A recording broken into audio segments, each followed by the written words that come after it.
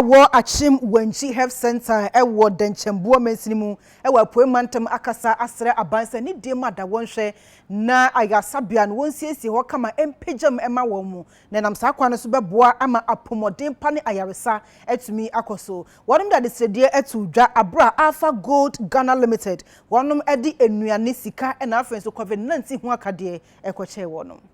Niema ya Alpha Gold Ghana Limited for edi akwakoche Akyem Wenchi ayaresabia wo denchemo mensinimu no ebi eye nuane na sika krata mechecheka 10,000 Ghana cedis edaso kwanjefo panyi edema Alpha Gold Ghana Limited owura kisinyako ekasa chesa abanse yemwo ebra coronavirus abe entomo so afom kakro betimi ayeno no aha niade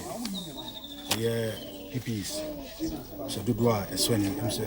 25 pieces of gloves boxes and 22 apply a mask and temperature gun 3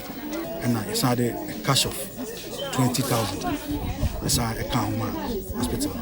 Openyin ohwe apomodin so eye Esther Esel waje achede no wasra aba ne se wombra mepeja yaresabe ne sansete bi ewo mu no yes aban se wom se ohaw bebre aba Ghana de na so ohaw na aba no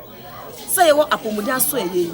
ye hia baby papa atena na yetumi ahwe wona obeba ye nchen enti bibi te se adan ye betrema ye ejuma no sa aban nya hode a onso ye mu onumanyafo Samuel ayepeye enso akwakoye adoye ede amakrabo akota yaresabe no obi hia se ye beboa district health directorate ni so na wonatumi aboa na saa yare yakwan ase aha ba ko ayewo no PPs no se aha no akoye ntonketiwa no na ye hye na ni district hospital wa ha no obehwe na obi yare a wose checking the temperature so na necessary ni suru se wo be ben nipa no opanyin ohwe ayaresabia ne so Esther Okun Aferi enso ekasai ye ni so bebre se nsaka sa ne men nyina ye nya de kese ba ko pa ne se e benya hospital wo de treat him ene de nya de wo health centers ye wo cheap compounds but it menya hospital so kan ho anka it will go a long way because ne maybe wo ho a ye cheap compounds ne health centers no ye ntumi nye